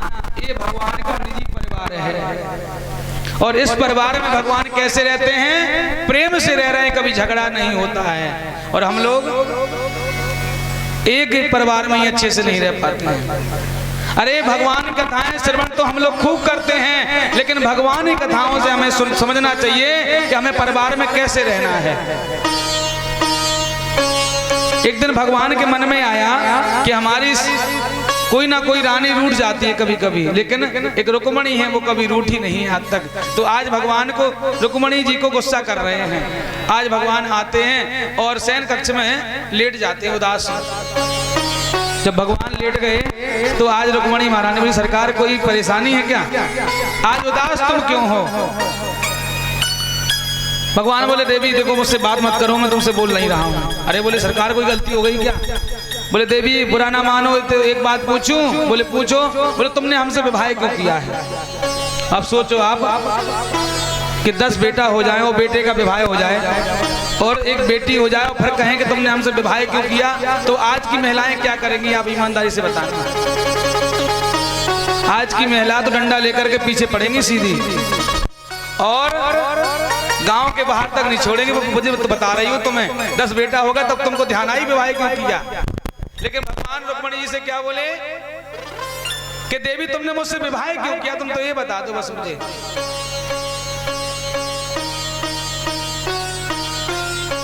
रुक्मणी जी कुछ नहीं बोली। भगवान बोले देखो रुक्मणी, अगर तुम कहो कि सुंदरता देख के किया तो देखो मैं तो रूप का काला था, और तुम कहो कि मैंने तुम्हारे परिवार को देख के किया तो देखो देवी परिवार तो ऐसा है हमारा कि किसी को पता ही नहीं कि हमारे पिता कौन से हैं, और तुम कहो कि तुमको देख के किया है कि तुम्हारी कोई अच्छी जॉब थी तो देवी हम तो बेरोजगार थे, कहीं इसका माखन चोल लिया कहीं इसका चीर चोल लिया, तो हमारा बैकग्राउंड भी अच्छा नहीं था। देखो देवी अभी भी कुछ नहीं बिगड़ा है, तुम चाहो तो कहीं और भी जा सकती हो। इतना कहा भगवान ने तो रुक्मणी महारानी आज मूर्छित हो गई, गिरने लगी। तो भगवान ने आज चतुर्भुज अवतार से रुक्मणी को आंख से भर लिया है। नहीं रुक्मणी क्यों? रुक्मणी जी के ऊपर जल छिड़का है। रुक्मणी मैं तो मजाक कर रहा था। रुक्मणी बोली सरकार मजाक नहीं, तुम सच कह रहे थे, तुम में कोई विशेषता नहीं है, लेकिन पता है मैंने आपसे क्यों विवाह किया है, क्योंकि मैं आपसे प्रेम करती थी। और कहते भी तो हैं प्रीति की रीति रंगीलो ही जाने, के जाने वृषभान दुलारी। आपसे मैं प्रेम करती थी इसलिए मैंने आपसे प्रेम किया है, क्योंकि आप अपने प्रेमी को भी छोड़ते नहीं हैं। सरकार आप में ये विशेषता है और आप में सही में कोई विशेषता नहीं थी। आज भगवान प्रसन्न हो जाते रुक्मणी जी के वचन सुन करके। सुखदेव जी कहते परीक्षित भगवान ऐसे परिवार में मनोरंजन करते रहते हैं। एक दिन नारद जी महाराज को लगा कि भगवान के परिवार में लड़ाई क्यों नहीं होती है, और नारद जी झगड़ा कराने में नंबर बन के हैं। आज भगवान के दरबार में नारद जी पहुंच जाते हैं और क्या करते हैं, हर महल में झांकते हैं लेकिन बोलते किसी से नहीं है। किसी में भगवान बच्चों को पढ़ा रहे हैं, तो किसी में भगवान सो रहे हैं, किसी में भगवान पूजा कर रहे हैं, किसी में भगवान भोजन कर रहे हैं। भगवान देखते हैं कि नारद जी रोज आते हैं और बात नहीं करते और चले जाते हैं। नारद जी रोज झांके हैं। भगवान समझ गए कि नारद जी झगड़ा कराना चाहते हैं हमारे घर में। भगवान ने क्या किया, एक महल में भगवान खुद रानी बन के बैठ गए और वहां भगवान नहीं मिले। नारद जी बोले अब मिल गया मौका, घर में झगड़ा करा देंगे पक्का। नारद जी गुस्से बोले देवी राधे श्याम। बोले हाँ नारद जी राधे श्याम कैसे? बोले देवी अकेले कैसे बैठी है? बोले क्या करूं मेरे जीवन में अकेले ही लिखा है। क्यों? वो कहाँ है? बोले जिस दिन से विवाह हुआ महाराज उस दिन से चौखट नहीं झके हैं। अच्छा तुम्हें गुस्सा नहीं आता है? अरे बोले गुस्सा तो बहुत आता है महाराज, क्या करूं मैं तो परेशान हूं, मेरा बस चले तो मैं दूसरा विवाह कर लूं। अच्छा अब नारद जी महाराज के मन में थोड़ा सा लड्डू सा फूटा। बोले दूसरे विवाह का चक्कर तो हमारा हो जाए। बोले देवी तुम्हें कैसा वर चाहिए? बोले देखो अब ऐसा वैसा विवाह तो करेंगे नहीं, अब भगवान के समकक्ष तो कम से कम हो। और देखो पंडा पुजारी नहीं जमते मुझे बिल्कुल, जो राम राम करते ना दिन भर हरे राम करते रहते, बोले हमें जमते नहीं है। ओ नारद जी बोले हमारा पत्ता तो साफ सा लग रहा है। अच्छा देवी अगर भजन बिना करने वाला चलेगा? हाँ हाँ बोले वो तो चलेगा। अब नारद जी ने अपनी ताल मरुआ ली और फेंक दी उठा करके। बोले तुम क्या कर रहे हो? बोले देवी शायद मैं ही हिसाब का हूं तुम्हारे। और वो देवी और कोई नहीं भगवान ही बैठे थे। बोले हाँ हाँ तुम भी हिसाब के बन सकते हो मेरे, लेकिन अब ये कंटी अंटी माला मुझे नहीं जमती। अरे बोले देवी अभी फेंकता हूं मैं तो। नारद जी ने सारे उठा के फेंक दिए हैं। बोले देव महाराज देखो अब थोड़ी सी भगवान कैसे वस्त्री पहन लो। हाँ बोले बस तो पहन ले, लेकिन लेने जाना नहीं नहीं ये रखे ना उन्हीं के, पहन तो लो। आज नारद जी ने वस्त्र पहन लिए हैं। हाँ हाँ सरकार अब तुम मेरे लायक लग रहे हो, तुमसे मैं विवाह कर सकती हूँ। आज नारद जी ने जैसे ही माला डालने के लिए भगवान को किया, भगवान अपने रूप में आ जाते। नारद क्या हमसे विवाह कर लोगे? नारद जी ने कहा ओ तुम कहाँ से आ गए? बोले सरकार मैं ही था वो, और कोई? नारद जी तुम मेरे घर में झगड़ा कराने आए थे क्या? आज नारद जी शर्मिंदा हो जाते हैं। ऐसे भगवान लीला कर रहे हैं और नारद जी को शर्मिंदा होकर के जाना पड़ा है। सुखदेव जी कहते परीक्षित भगवान ऐसे प्रेम से अपने परिवार में रहते हैं। कहते हैं जैसे ही भगवान के विवाह हुए हैं वैसे ही भगवान के पौत्रादिकों के भी विवाह हुए हैं। भगवान के पुत्र हैं प्रद्युम्न जी, और प्रद्युम्न जी महाराज के पुत्र हैं अनिरुद्ध जी महाराज। इनके दो विवाह हुए हैं, दोनों में जम के झगड़ा हुआ है। पहला विवाह इनका रुक्मणी महारानी के जो भाई है रुक्मणी, उनकी नातन के साथ हुआ है। विवाह चल रहा था और यहाँ दूध कीड़ा चल रही थी। देखो भैया, ये भगवान थे लेकिन 64 खेल रहे थे, लेकिन वो भी एक जुआ ही कहलाता है। और भगवान भी उस जुए से बच नहीं पाए। जब भगवान ने दाऊ दादा ने जुआ खेला है तो उसमें भी झगड़ा हुआ है। आज वहां तो महाराज 64 खेल रहे थे, यहाँ विवाह की तैयारी चल रही है, विवाह हो रहा है। आज दाऊ दादा बार बार जीत रहे हैं, लेकिन रुक्मी कह रहा है नहीं नहीं तुम हार रहे हो। अब तो बार बार जब रुक्मी ने ऐसा कहा तो आकाशवाणी हुई, दाऊ दादा तुम जीत रहे हो, ये रुक्मी झूठ बोल रहा है। जैसे इतना कहा तो आज दाऊ दादा को क्रोध आ गया, रुक्मी तुम मुझसे झूठ बोल रहा है। आज रुक्मी कहने लगा, सुनो तुम क्या जानो, तुम ग्वाल बाल गाय चराने वाले, ये राष्ट्रीय खेल तुम क्या जानते हो। इतना कहा तो दाऊ दादा को सहन नहीं हुआ। दाऊ दादा ने हल से खींचा और एक मूसर धमक दिया, उसका गोविंदाय नमो नमः हो गया। अब सोचो महाराज, विवाह में बाबा को ही मार दिया। अब तो झगड़ा होने लगा तो भगवान कुछ नहीं बोले इस जगह, क्योंकि एक जगह तो साले साहब है, एक जगह भाई है, तो भगवान इस अवसर में चुप रहे, यही होना चाहिए। अगर दोनों तरफ अपने हैं तो वहां बोलना नहीं चाहिए। क्यों? एक तरफ बहू रानी, एक तरफ माँ है, घर में झगड़ा नहीं होता है। बेचारे पतिदेव तो काम करके आए और माता जी बोली देखो तेरी बहू बड़ी खराब है। अच्छा, बिल्कुल निकट्टू है, कोई काम नहीं कर रही, दिन भर लड़ती है मुझसे। बेचारे ने कहा ठीक है माता जी। अंदर गया तो बहू जी ने कहा सुनो तुम्हारी माँ बड़ी खराब है, मैं इसके संग रहूंगी नहीं। अब बेचारा किसकी कह दे, यहाँ तो माँ बैठी है, यहाँ बहू है। इस अवसर में क्या करना चाहिए, किसी की मत कहो भैया, तुम दोनों सुलझ लो अपने हिसाब से, हम तो चले। घर में झगड़ा वही होता है जहां अपनी बेटी अपनी सास को मां ना माने और सास अपनी बहू को बेटी ना माने, तो वही झगड़ा होता है। नहीं तो भैया अगर सास अपनी बहू को बेटी मान लेगी तो झगड़ा नहीं होगा। क्यों? क्योंकि बेटियां कुछ बोलती कि नहीं बोलती हैं। अगर माँ काम करने कहे तो बेटियां मना कर देती हैं तो माँ को बुरा नहीं लगता है, लेकिन बहू ने मना कर दिया, समझ लो पूरा श्रृंगार उतर गया है। मेरी बहू ने ऐसा कहा मुझसे। अरे भाई वो तेरी बहू कहाँ है, तेरी बेटी है, उसको तू बेटी मान लेना। तुझे थोड़ी सी उसकी बात को बुरा क्यों लग रहा है? और बहुओं को भी सोचना चाहिए, अगर मेरी सास ने कुछ कह दिया तो हमको बुरा नहीं मानना चाहिए। क्यों? क्योंकि वो मेरी माँ है। और जब तक ये संबंध नहीं बनेगा तब तक बहू और सास में पटेगी नहीं। आज यहाँ क्या हो रहा है, आज भगवान चुप रहे तो आज अनिरुद्ध का पहला विवाह ऐसे हुआ है। और दूसरा विवाह नेवाच को विदायु गोपाला बन गोचरहा। एक बाणासुर नाम का राजा है, उसकी एक बेटी है और वो बेटी आज अपने भवन में रह रही है। उस बेटी ने आज सोते हुए में अनिरुद्ध जी महाराज को स्वप्न में देखा। तो आज जैसे ही सुबह उठी तो वो बेटी आज सुबह सुबह चिंतित है। तो आज बाणासुर का एक मंत्री है, उसकी बेटी का नाम है चित्रलेखा।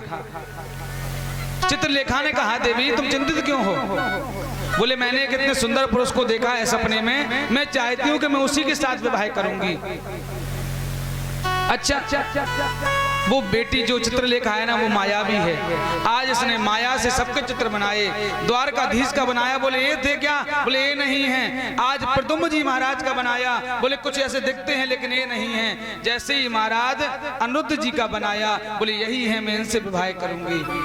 तो आज उस बेटी ने सोते हुए महाराज अनिरुद्ध जी महाराज को बाणासुर की नगरी में बुला लिया है।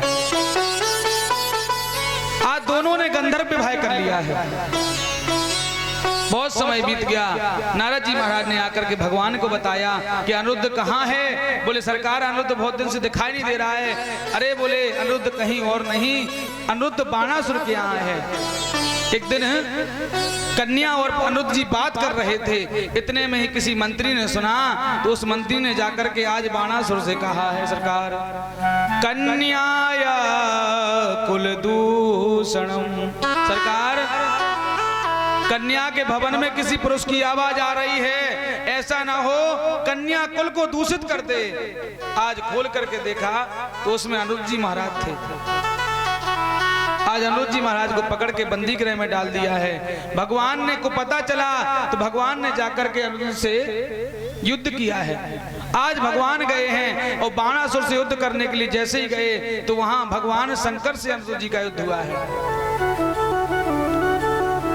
क्योंकि बाणासुर है ना जो, वो अनिरुद्ध का वो बाणासुर आज भगवान शंकर का चेला है और आज अपने भगवान शंकर को बुला रहा है। कर चरण कृतंबा काय जम कर्म जम्भा श्रवण नयन जम्भा मान संभा परार्धम विवितमभिहितंबा सर्वमेत क्षमस्व जय जय करुणाब्धे श्री महादेव शंभु। आज भगवान शंकर को बुलाया है उसने और भगवान शंकर को बुला करके आज कह रहा है, हे भोलेनाथ आज चेले पे संकट आ गया है, ऐसा करो कैसे भी करके आज इस संकट से निवारण कर दो। आज बाणासुर भोलेनाथ को बुला रहा है और शंकर भोलेनाथ को बाणासुर आवाज दे रहा है। शंकर भोलानाथ है हमारा तुम्हारा, हमारा तुम्हारा। शंकर भोलानाथ है हमारा तुम्हारा, हमारा तुम्हारा। शंकर भोलानाथ है हमारा तुम्हारा, हमारा तुम्हारा। शंकर भोलानाथ है हमारा तुम्हारा, हमारा तुम्हारा। महादेव की नगरी में पाऊं जन्म दोबारा, महादेव की नगरी में मैं पाऊं जन्म दोबारा। शंकर भोलानाथ है हमारा तुम्हारा, हमारा तुम्हारा।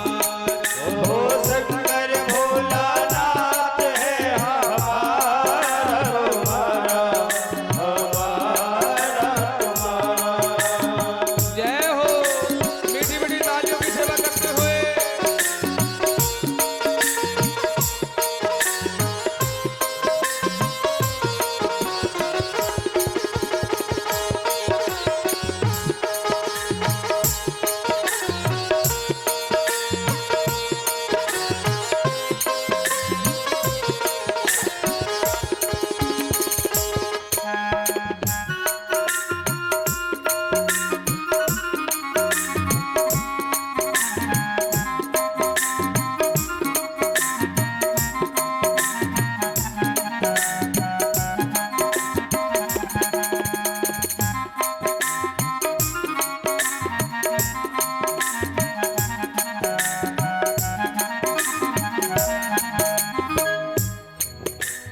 इस नगरी के कंकड़ पत्थर हम बन जाएं, ओ इस नगरी के कंकड़ पत्थर हम बन जाएं।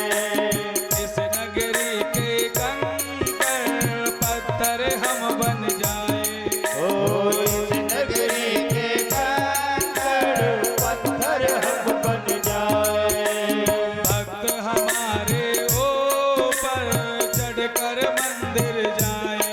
ओ भक्त हमारे ऊपर चढ़कर मंदिर जाए। भक्त हमारे ऊपर चढ़कर मंदिर जाए। ओ भक्त हमारे ऊपर चढ़कर मंदिर जाए। भक्त जनों के पाप परे तो हो उद्धार हमारा। ओ भक्ति जनों के पाँव पड़े तो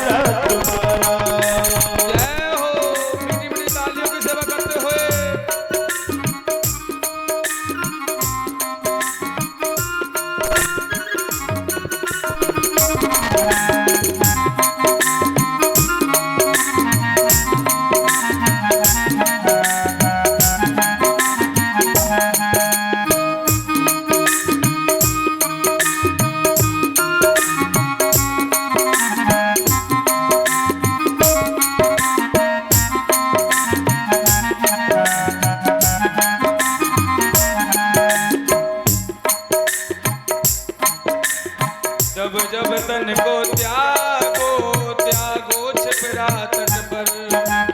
जब जब तन को त्यागो त्यागो छिपरा तट पर।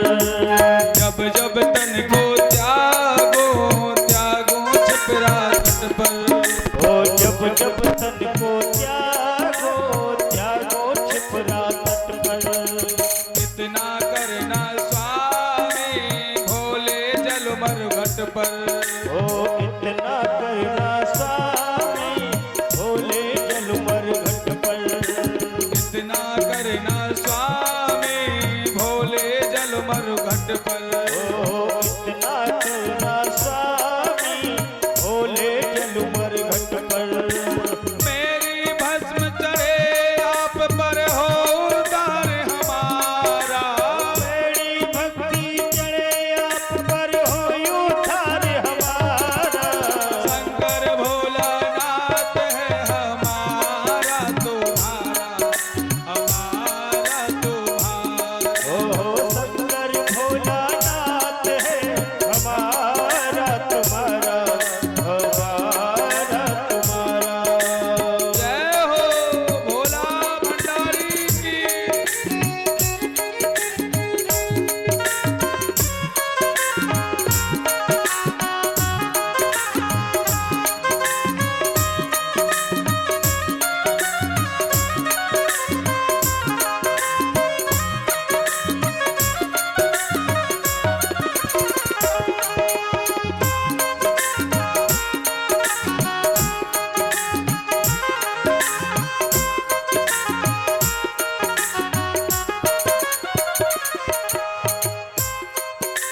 जय भोला भंडारी जय गौरा त्रिपुरारी। ओ जय भोले भंडारी जय भोले त्रिपुरारी। जय भोला भंडारी जय गौरा त्रिपुरारी। ओ जय भोला भंडारी जय गौरा त्रिपुरारी।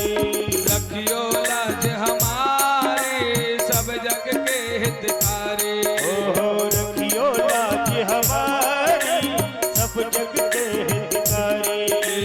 रखियो लाज हमारे सब जग के हितकारी। ओ रखियो लाज हमारी सब जग के हितकारी। मन की इच्छा पूर्ण तो हो उद्धार हमारा। मन की इच्छा पूर्ण हो तो उद्धार हमारा। शंकर भोलानाथ है हमारा तुम्हारा हमारा तुम्हारा। ओ शंकर भोलानाथ है हमारा तुम्हारा हमारा तुम्हारा। शंकर भोलानाथ है हमारा तुम्हारा हमारा तुम्हारा।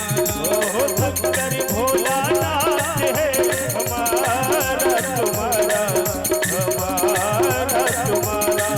ओ शंकर भोलानाथ है हमारा तुम्हारा हमारा तुम्हारा हमारा तुम्हारा हमारा तुम्हारा हमारा तुम्हारा हमारा तुम्हारा। आज तुम्हारे गुरु तुम्हारी रक्षा करेंगे। आज दरवाजे पे भोलेनाथ त्रिशूल गाड़ के बैठ जाते हैं। आज द्वारकाधीश आए हैं, देखा कि ओहो ये तो भोलेनाथ बैठे हैं। अरे भोलेनाथ यहाँ कैसे? बोले अपने चेला की रक्षा कर रहे हैं। बोले हम तुम्हारे चेला से युद्ध करने आए हैं। बोले सरकार नहीं कर सकते हो। क्यों? क्योंकि आपको पहले हमसे युद्ध करना होगा। आज भगवान का और भोलेनाथ का युद्ध हो रहा है। जब भोलेनाथ का युद्ध हुआ है तो आज देवता आके कहने लगते सरकार आप दोनों युद्ध मत करो, आप दोनों अपने अपने जड़ों को छोड़ो। आज भगवान विष्णु ने वैष्णव जड़ छोड़ दिया है और भगवान शंकर ने महेश्वर जड़ छोड़ दिया है। दोनों में युद्ध होता है। युद्ध चल रहा है, भगवान द्वारकाधीश को मौका मिल जाता है तो उन्होंने एक जंभास्त्र छोड़ दिया। बोले नाथ को जंभाई आने लगी, इतने में द्वारकाधीश अंदर प्रवेश कर जाते हैं और जाकर के बाणासुर से युद्ध करते हैं। बाणासुर की 1000 भुजाएं हैं, भगवान भुजाएं बाणासुर की काटते जा रहे हैं। जब बाणासुर की 4 भुजाएं बची तो बाणासुर की जो माँ है उसका नाम है कोटरा देवी। आज वो माँ भाग के आती है और भगवान के सामने नग्न अवस्था में खड़ी हो जाती है। जैसे ही भगवान को नग्न अवस्था में देखा तो आज वो कोटरा देवी सामने खड़ी हो गई है। तो भगवान उसको देख करके नीचे सर झुका लेते हैं। इतने में बाणासुर भाग जाता है, अंदर जाता है अनुज जी महाराज को और अपनी बेटी को लेकर के आता है और भगवान के हाथ में सौंप देता है। प्रभु लो। सुखदेव जी कहते परीक्षित ऐसे भगवान के प्रपोत्रों का विवाह हुआ है, अनुज के दोनों विवाह हुए हैं, दोनों में जम के झगड़ा हुआ है। परीक्षित कहते प्रभु भगवान अपने बच्चों को सुंदर सुंदर शिक्षा देते हैं। एक दिन भगवान अपने प्रपोत्रों को बगीचे में खिलाने के लिए ले गए हैं। वहां भगवान तो सुंदर बैठ करके बंसी बजा रहे हैं और आज बालक खेल रहे हैं। खेल खेल में एक बालक ने कुएं में झांक करके देखा तो कुएं में इतना बड़ा गिरगिट है कि गिरगिट को देख करके बालक चिल्लाने लगे, अरे महाराज देखो इसमें कितना बड़ा गिरगिट है, ये कितना बड़ा गिरगिट है। और जैसे ही आज भगवान ने उस गिरगिट को देखा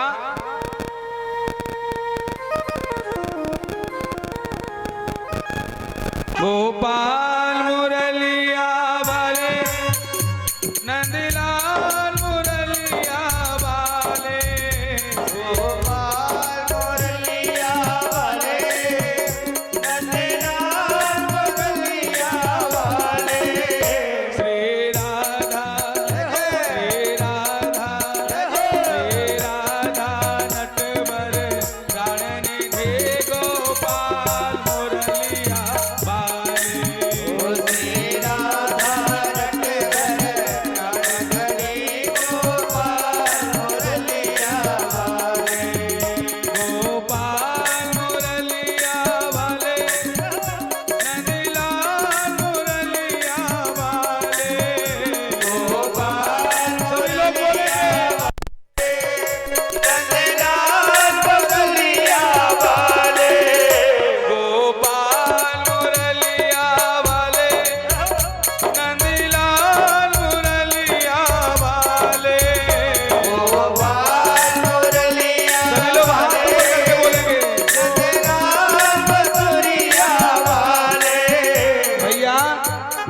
हमारे और आपके गोपाल है ना, इनके नहीं है। इतने कंजूस बैठे हैं, हमने इससे ज्यादा बड़े कंजूस कहीं देखे नहीं है। पता नहीं इन हाथों को लेके कहां जाना है। इन हाथों से कुछ नहीं होना। घर का खाना बनाओगे उससे कुछ नहीं होगा, लेकिन भगवान के संकीर्तन में जब ताली सेवा में होगे ना तो ये हाथ पवित्र होंगे। इसलिए कैसे बोलेंगे, गोपाल मुरलिया वाले नंदलाल मुरलिया वाले। भैया ये बात याद आ गई जी, बिल्कुल ना बोलेंगे। घर से कसम खा के आए हैं, लेकिन आज हमने भी कसम खा के बैठे हैं कि आज ही को दिन है भैया। अगर तुम गुस्सा भी हो जाओगे तो हम कर लोगे महाराज जी। ऐसे कल हमें तुमसे तुम्हारे सामने आने ही ना है। आज चाहे तुम गुस्सा हो चाहे तो प्रसन्न हो, लेकिन आज सबसे हम बुलवा के मानेंगे। कैसे, गोपाल मुरलिया वाले नंदलाल मुरलिया वाले। बोलिए,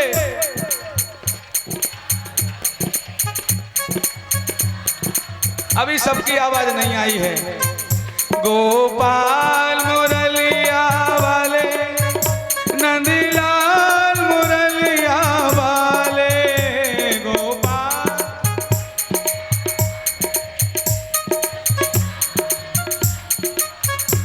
महाराज जी, एक बात याद आ गई मुझे कि बोलने को दीज माँ, बोलने को दीज माँ मगर बोलता नहीं, लेने को हरि नाम मुख खोलता नहीं, आज का ना बोलना, आज का ना बोलना, उस दिन याद आएगा, बोलना तो चाहेगा मगर बोल नहीं पाएगा। जय हो गोपाल